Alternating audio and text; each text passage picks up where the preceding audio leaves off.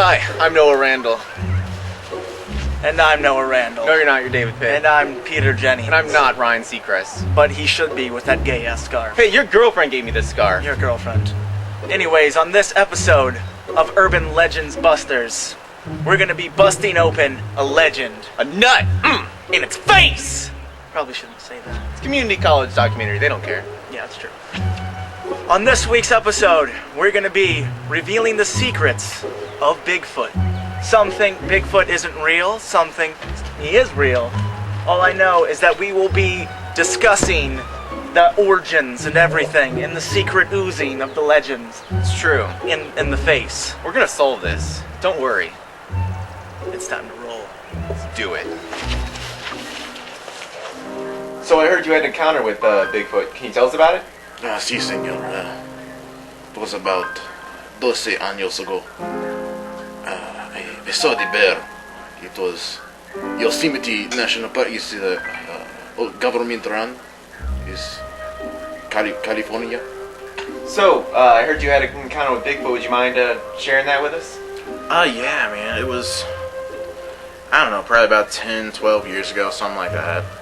My family took a summer trip to Yosemite National Park. It's up in Northern California. I went out for my morning smoke when I was like 10 years old, and I was sitting there smoking my unfiltered cigarillo, as we called it in the homeland. This bear just came out of nowhere, man, just fucking everywhere, man. Took my cigarette and started puffing on it. I was pissed. I took his fish. The fish taco. Anyways, we had a good time there. We were barbecuing one night, and I look over at the cabin next to us, and I see this Russian, like Mexican kid. I don't know what he was, but he had full-grown beard. He was probably like 10 years old, smoking an unfiltered cigarette. It was the coolest thing I'd ever seen. And this freaking Bigfoot bear thing, I don't know what it was. It was furry. It was on its hind legs, and it was just like full manipulation of its hand and stuff, dude. Took the cigarette from his mouth, puffing on it, and this guy's just sitting here. He's like, the Russian dude, I don't know what he was saying. He was like screaming at him, but he didn't like run away, which I thought was pretty badass in his own right, because I mean, you'd run away from something like that. It took your cigarette. So anyways, that's what I saw. I didn't want to go up to him or anything, but I didn't tell my parents because it's kind of sensitive information. Yeah, that's a really unique story. Similar to one of the past stories we've had, but in its own way unique. Really? Yeah. I had nightmares, man. I can't even imagine. To this day, man. I have to see my psychiatrist, dude. More questions? That sounds frightening. Did you have nightmares after that? Yes, I could never smoke another unfiltered cigarette. That's tragic. I can't even imagine. Did you think of getting footage of this or anything, or shooting it? Dude, this was like 10 years ago. They didn't have video back then. Oh yeah, true. Just came out with what was that, the phonograph? Oh. Something like that? Shit, dude, you're way too young to know. So Keith, thanks for some time of yours. Do you believe in Bigfoot? I do not. You don't. You've seen pictures though, right? Yes, I've seen pictures, and I believe that it is a farce. It's a farce. It's a farce. Alright, It's farcical. Did nothing at all. You don't even want to consider it. I don't consider it to be real. Do you think people make up these legends for a reason, or it just happens? I think the crazy hillbillies make it up because they're bored after diddling their cousins and whatnot. They're just like, that's done. So let's go take some blurry pictures of a hairy guy. Right now, we are interviewing a man who has had a close encounter with Bigfoot, very traumatizing. He asked for his identity to remain secret. Alan, go ahead. It was the summer of '99. I had just seen mall rats for the first time. I was staying in my uncle's cabin in the woods in the deep south. And I went into the woods and I saw this bear-like gorilla creature. And it was wielding something. I couldn't be sure what it was. I wouldn't know what it was until I got home later that day. I got home, my went in my uncle's room. He was missing his arm. My uncle's arm never grew back. Do you think if there really was a Bigfoot, he could be the missing link between man and monkey? Fuck's that supposed to be? It was that dirty ape with the big feet. He lives in D.C. Damn yous! Damn yous all to hell!